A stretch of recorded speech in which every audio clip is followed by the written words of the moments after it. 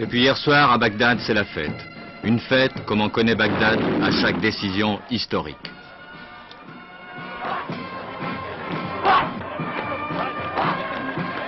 C'est la fin de l'ère coloniale, c'est par cette phrase que le speaker de Radio Bagdad a terminé l'annonce de la nationalisation de l'Iraq Petroleum Company. 2 heures après, toute la ville était dans la rue pour manifester. Et dès ce matin, à l'appel du Parti Baas, des milliers d'Irakiens défilaient place Al-Tahrir au cri d'abat l'impérialiste sioniste, vive la nationalisation, la Palestine et le pétrole aux Arabes. La foule scandait les slogans du parti, liberté, unité, socialisme. Dans toutes les petites rues qui descendent vers le Tigre, sur toutes les places, des orateurs improvisés du parti haranguent la foule. Nous avons tenu nos promesses, nous avons mis l'IPC à genoux. À la radio, les speakers qui se relayent proclament « Le peuple d'Irak est enfin vengé d'un demi-siècle d'exploitation éhontée, d'oppression et d'humiliation ».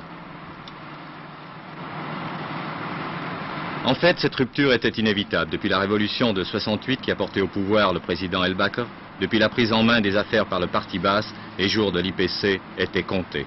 Parce que depuis 4 ans, la politique de l'Irak tendait vers un seul but, se libérer de l'emprise économique des pays occidentaux. Pour cela, l'Irak s'est tourné vers les pays de l'Est, vers l'URSS en particulier. Et grâce à l'URSS, l'Irak a pu mettre sur pied ses propres prospections, ses propres productions. En 2 ans, aidés par les experts soviétiques, les Irakiens ont fait surgir du désert une véritable ville et en quelques mois, les 2 gisements explorés étaient productifs. L'Irak était maître d'une partie de son pétrole. À partir de là, il devenait évident que l'IPC, un jour ou l'autre, serait nationalisé. À l'origine de cette politique, Saddam Hussein. C'est l'homme fort de l'Irak. Il est vice-président du Conseil de la Révolution. Et c'est lui qui viendra à Paris dans 2 semaines pour régler les problèmes bilatéraux entre la France et l'Irak. On y parlera bien sûr du pétrole.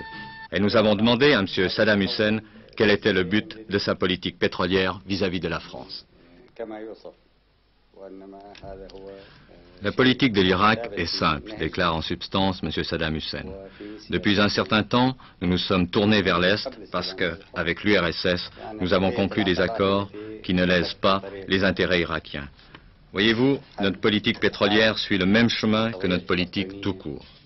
Et nous agissons en fonction de l'attitude des pays vis-à-vis des problèmes palestiniens. C'est simple, si l'on est contre nous dans l'affaire palestinienne, on ne doit pas attendre de notre part une attitude amicale. Je vais aller en France et j'aborderai toutes sortes de problèmes et nous parlerons bien sûr du pétrole. Avec la France, je suis prêt à négocier, car la France a toujours eu une attitude correcte vis-à-vis des problèmes palestiniens.